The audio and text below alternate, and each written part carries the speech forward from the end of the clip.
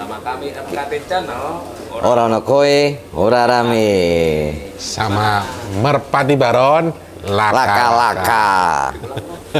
Iya, iya. Ngomong itu sama Iya. Merpati Baron saya MKT Channel. Iya. Ikat. Mati. Wes bal.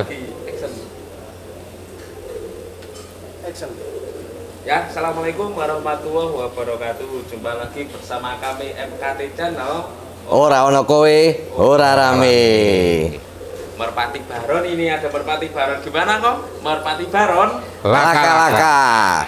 Ya, gimana kabarnya sahabat Merpati semuanya? Doa kami ya, doa dari Wahyu juga semoga selalu dalam keadaan sehat, dimudahkan segala urusannya hari ini dan dilancarkan rezekinya.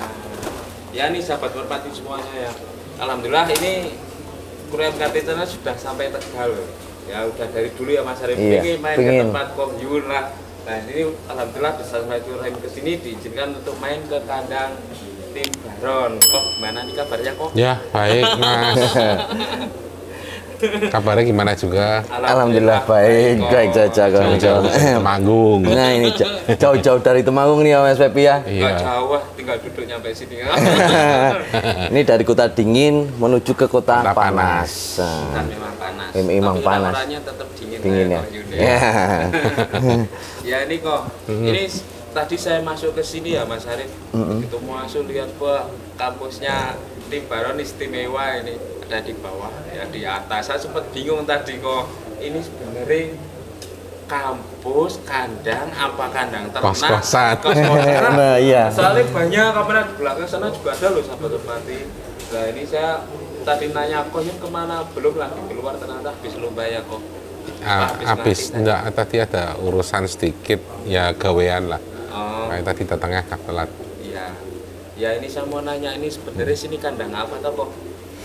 Ini tuh kandang untuk ternak sebenarnya, sama ada kandang veteran, pensiunan, ya ada sapu angin di situ, sama ada sambar angin, ada jatayu juga, terus ada bahan-bahan ya, bahan-bahan yang untuk dilatih, sama ada yang penjodohan juga untuk penjualan gitu.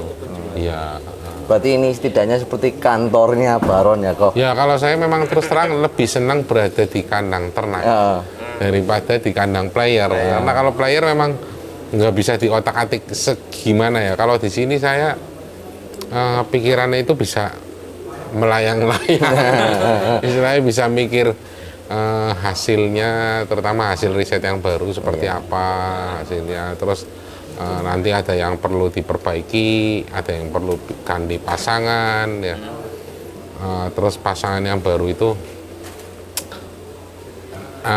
percobaannya di sini saya sebelumnya ada namanya istilah untuk ternak itu progenites.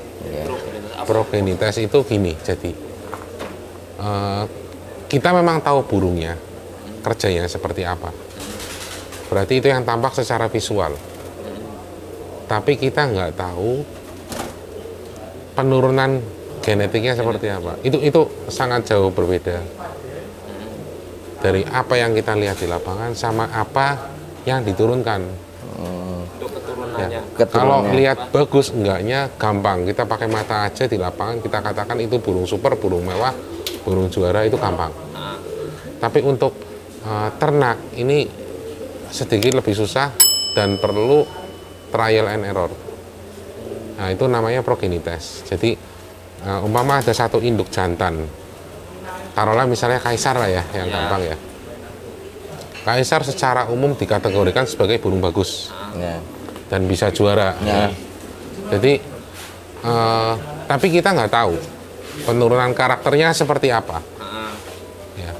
Jadi saya pelajari dari yang tempat sumbernya kaisar, yaitu di Comal, Pemalang. Jadi keturunan-keturunannya itu seperti apa? Jadi saya survei ke sana, saya pelajari, oh ternyata saya harus mengambil satu benang merah dan menyimpulkan seperti apa. Lalu kaisar di sini saya bawa, saya coba dengan betina yang macam-macam.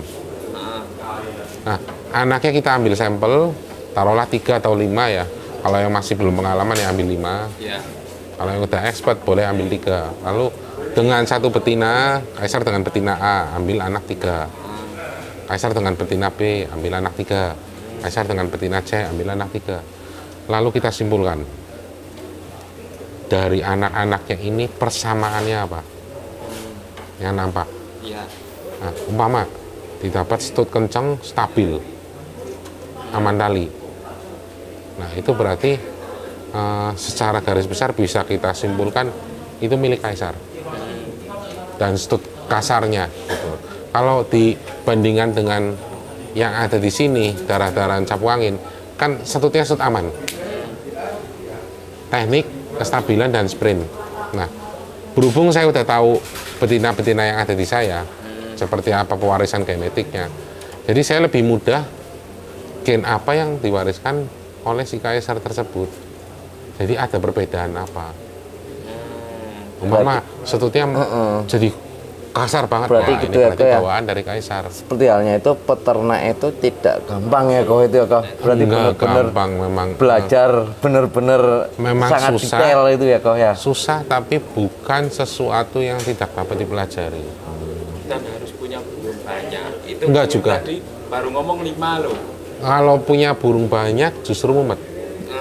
Jadi Nah, awalnya betinanya itu kok kayak awalnya saya di sini kan pacakan sedikit, paling berapa pasang, sekarang jadi sekian banyak, ya. ribuan. Ya. Justru kalau mulainya dari banyak kita nggak akan bisa, karena kita harus mencoba terlalu banyak. Iya. Jadi satu-satu fokus kita. Nah itu jadi saya tekankan lagi bahwa apa yang nampak di lapangan sama apa yang ada dalam genetik itu sangat jauh berbeda. Jadi belum tentu burung bagus bisa menurunkan burung bagus. Kadang gennya ini nggak menurun. Tapi kadang ditemukan dengan betina yang apa, yang sifatnya resesif, gen bagusnya ini bisa menurun. Tapi kalau ditemukan dengan betina yang dominan, dia bisa aja nggak menurunkan. Termasuk misal salah satunya warna, yang paling gampang dilihat itu warna ya. Jadi ketika kaisar ketemu dengan yang sudah saya coba ya, dengan betina-betina di sini, darah-darah Nazaret ya, dia nggak mengeluarkan warna gambir. Keluarnya dominannya ke perempuan itu kok. Keluarnya warna tritis. Nah, kenapa bisa seperti itu? Berarti kan gen yang cewek dari saya lebih kuat. Karena apa? Yang di saya ini banyak yang sudah diproses perkawinan saudara kental berulang-ulang terus.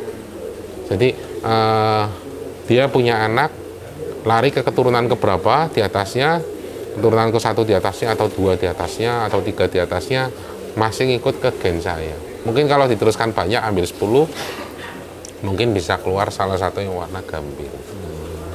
Tapi prosesnya juga butuh proses lama sekali ya tuh. Ya. Misalkan kita mau ngambil gen-gennya yang benar-benar itu nanti bisa sampai 10 seperti itu ya kok ya. Betul, jadi yang susah kita harus tahu betinanya dulu seperti apa, pembawaan sifat yang diturunkan seperti apa. Jadi kita bisa tahu pembawaan gen kaisar tersebut seperti apa. Tapi kalau dari ceweknya kita buta, ya udah. Ini warisan dari mana? Nggak tahu. Gitu. Ya itu tadi sahabat berarti baru kita mulai kita udah dapat ilmu loh. Dapat itu tadi kok namanya apa? Lupa tadi kok bilang apa? Ilmu apa itu? Ilmu apa itu kok? Progenitas. Progenitas.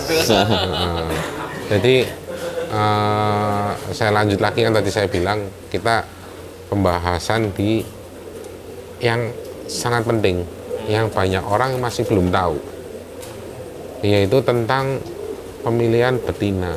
Pemilihan betina. Ya. Jadi kamu menanya Itu mau tanya pemilihan betina yang cocok itu seperti apa itu kok? Kalau gini, jadi kalau kita milih jantan, kita raba-raba dengan prediksi A, B, C, D, E, kerjanya seperti ini, seperti ini, seperti ini.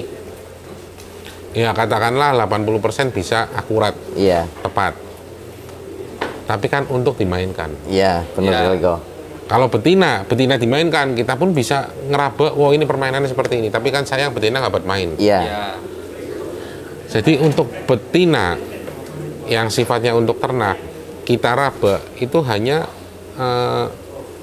memenuhi syarat sebagian aja.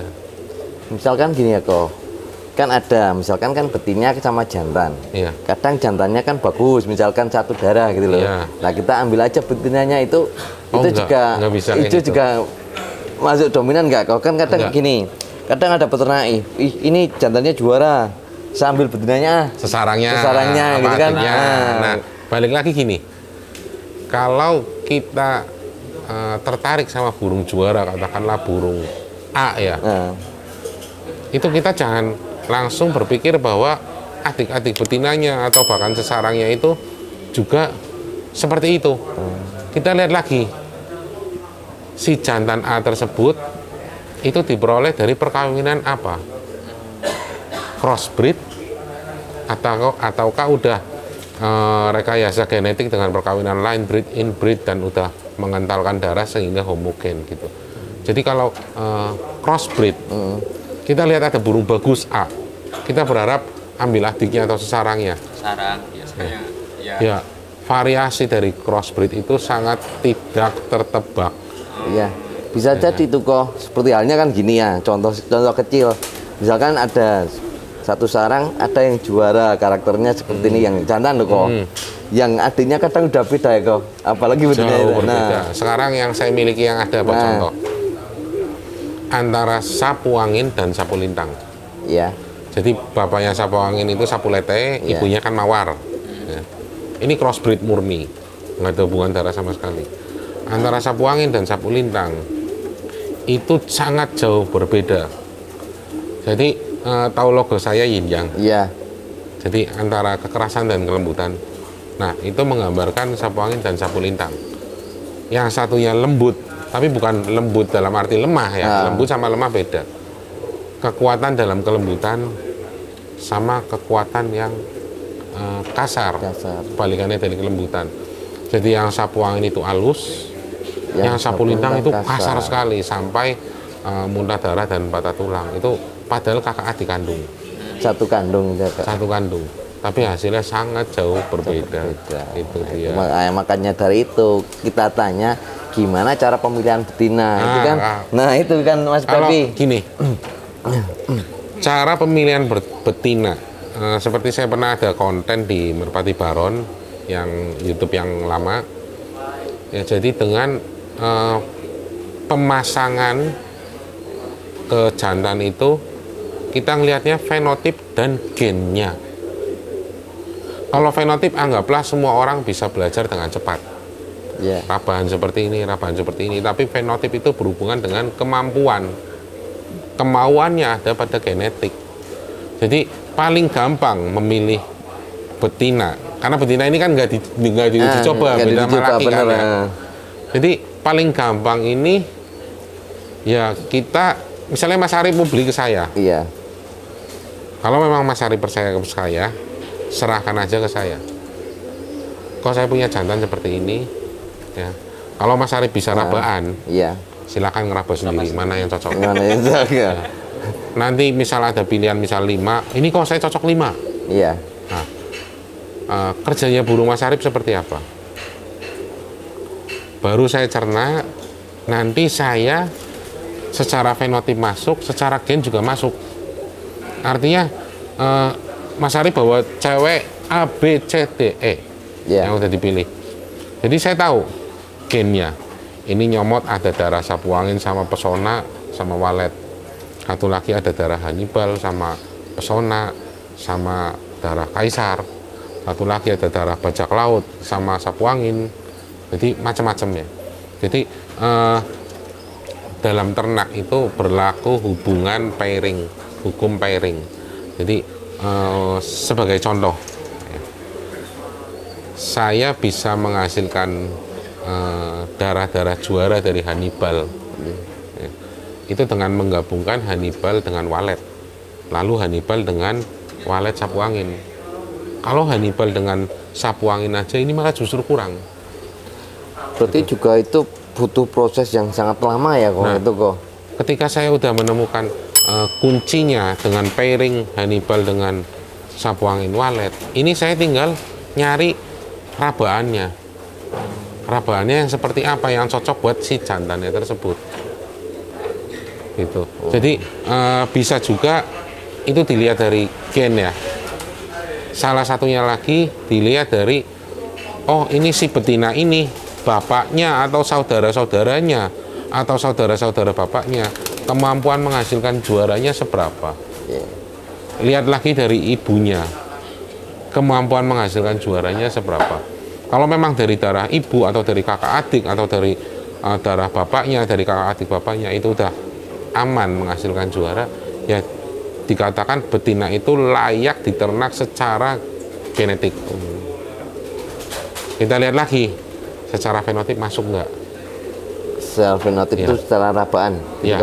Tapi saya lebih cenderung. Jadi gini, ada pengalaman beberapa orang yang memang kesini dengan budget terbatas. Iya. Ya, jadi saya menerima welcome ke siapa aja yang punya budget berapapun. Ya, saya berikan solusi untuk ternak agar menghasilkan sesuai yang diinginkan.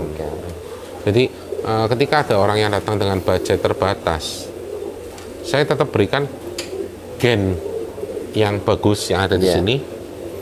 Tapi untuk fenotip bukan yang mewah-mewah banget. Berarti di gennya ya kok ya. Nah, karena fenotip ini ketika dicampurkan dengan lakiannya, fenotip ini bisa nggak menurun ke anaknya, gitu. Tapi gen pasti menurun. Iya. Jadi ada beberapa orang yang dengan budget terbatas kesini di ternak pun tetap bisa menghasilkan burung yang juara. Contohnya kadang ada yang dilelang-lelang itu ya kok. Ya, ada dulu ya yang dilelang ya. Dilelang itu yang dilelang kan banyak sekali yang menghasilkan juara itu ya kok ya.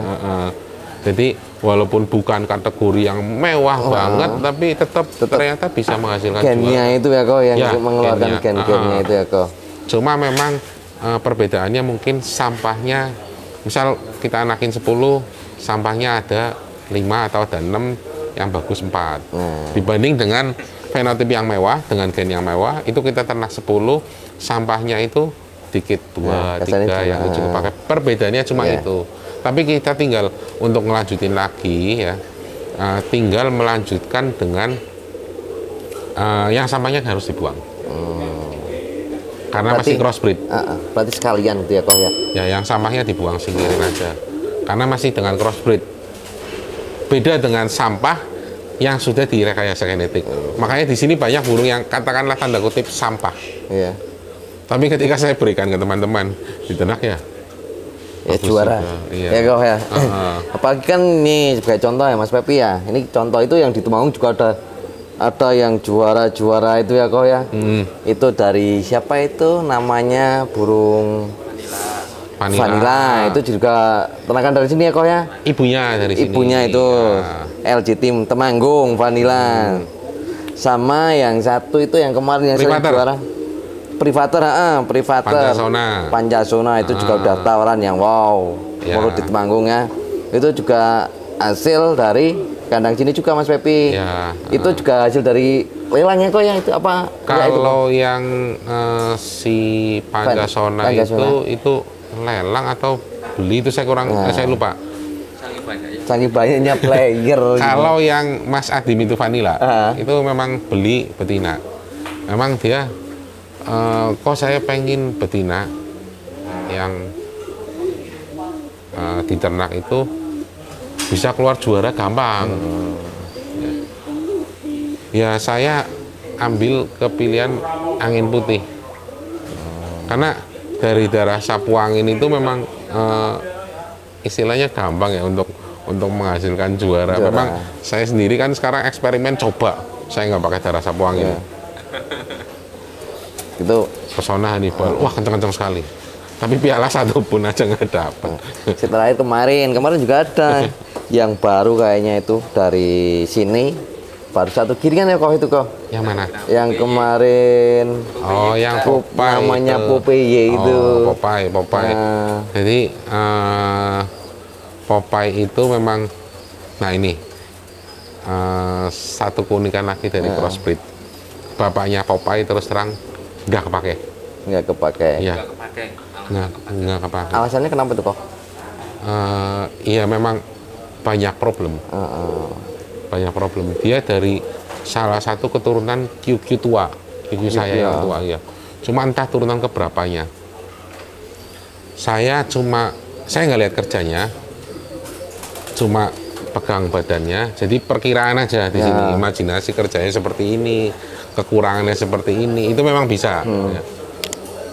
Lalu saya temukan dengan betina yang sebenarnya badannya itu juga nggak pakai afkir, badannya kecil sekali, benar-benar apa ya, ringkih, tulangannya pun jelek, dan saudara-saudaranya pun nggak ada yang kepake.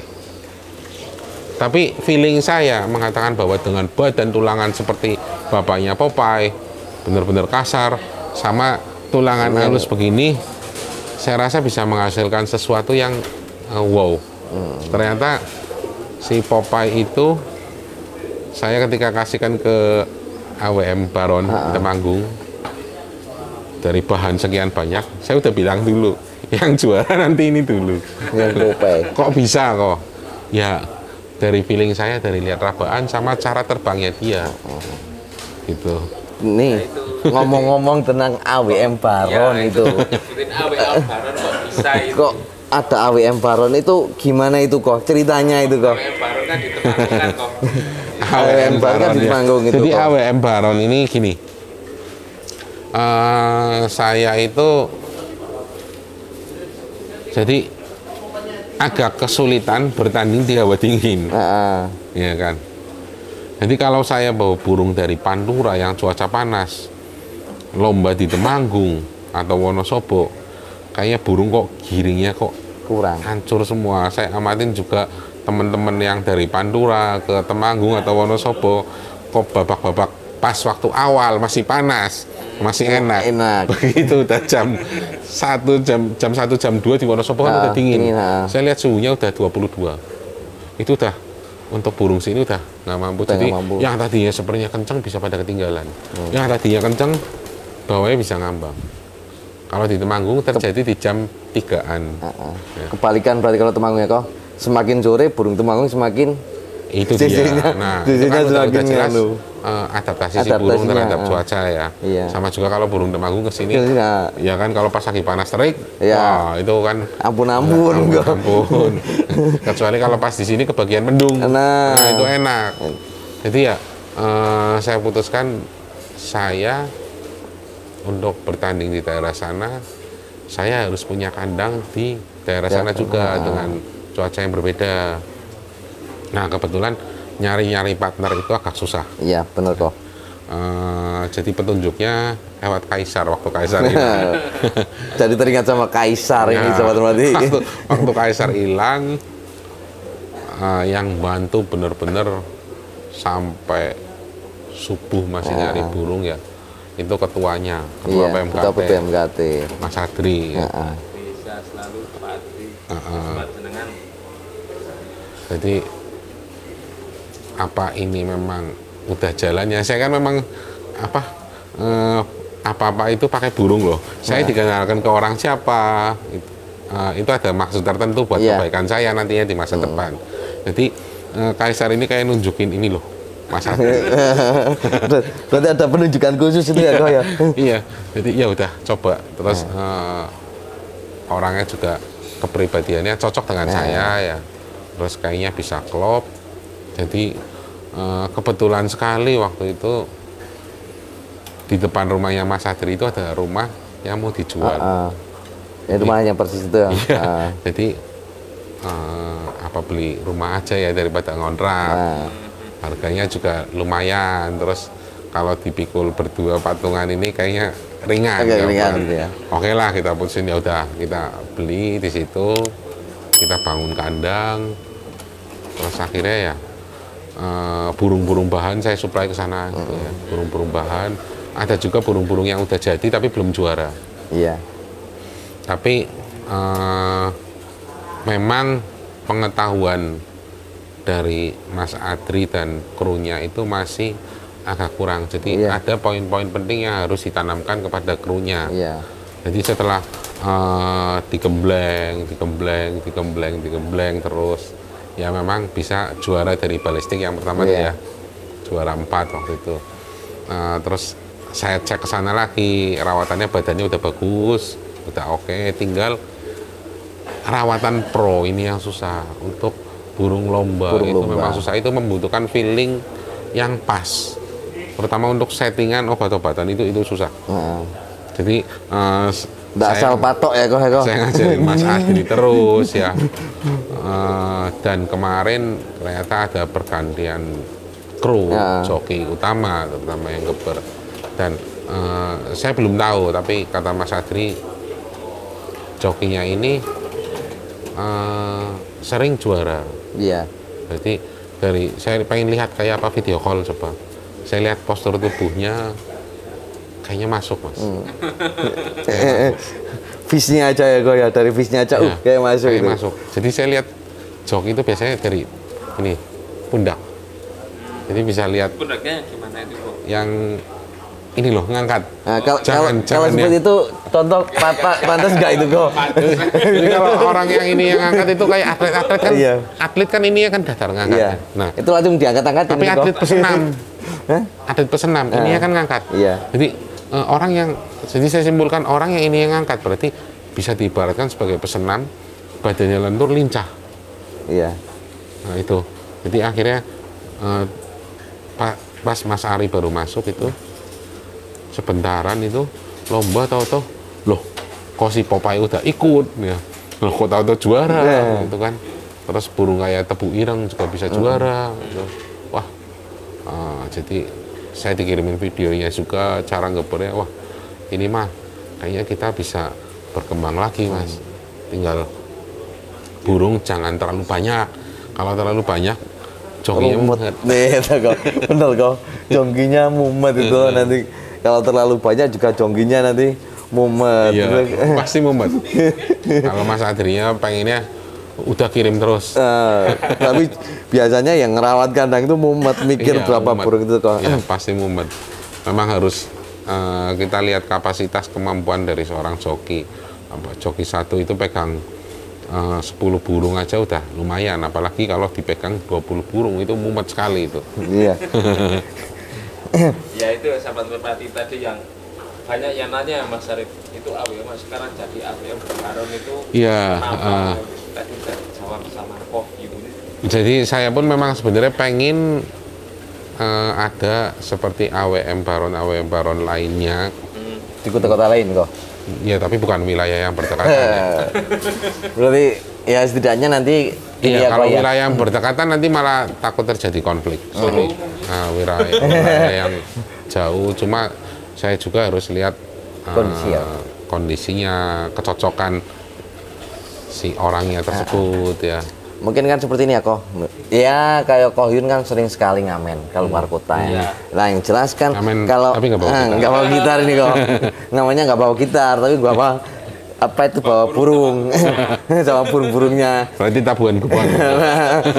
Itu kan gini, misalkan kalau jenengan ini berarti ada rencana kalau misalkan saya ngamen ke daerah selatan lah, selatan kan misalkan Temanggung, Magelang, Jogja, Wonosobo dan sekitarnya lah, itu pakai burung yang di sana. Enggak juga, kalau daerah selatan yang kayak Magelang itu cuacanya masih masuk. Sini saya masih bisa bawa burung dari sini. Tapi untuk Temanggung dan Wonosobo khusus, ya khususnya mending ini burung yang ada di AWM Baron. Nah, udah jelas adaptasi ke cuacanya udah bagus. Iya. Ya itulah ya sahabat merpati, obrolan singkat kami MKT Channel bersama Koh Yun El Baron. Obrolan tema sedikit tapi banyak ilmu itu tadi. Makasih banget loh. Sama-sama. Ya, iya. semoga obrolan kami tadi bisa menjadi referensi ataupun tambah ilmu buat sahabat merpati semuanya. Bila mana ada yang bisa digunakan ataupun bisa untuk sebuah pembelajaran silakan bisa dipakai. Kalaupun kurang contoh kan mungkin bisa ambil yang lainnya. Terima kasih, mohon maaf bila mana ada tutur kata yang kurang berkenan. MKT Channel ora ono kowe ora rame. Ya, ini yang ini nanti yang aku ya. Ya.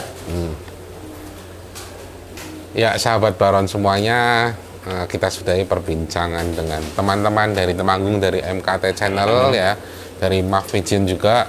Jangan lupa bantu subscribe biar channelnya makin berkembang. Ya tadi ngobrol ngalor ngidul istilahnya, tapi tetap saya selipkan tips-tips yang sangat berguna untuk teman-teman. Ya. Jadi tanpa adanya kehadiran ini kadang saya suka mampet. Jadi kalau ditanya baru buka gitu. Oke teman-teman, sampai jumpa kembali. Mohon maaf bila ada salah kata yang menyinggung. Semoga teman-teman semuanya dalam keadaan sehat selalu.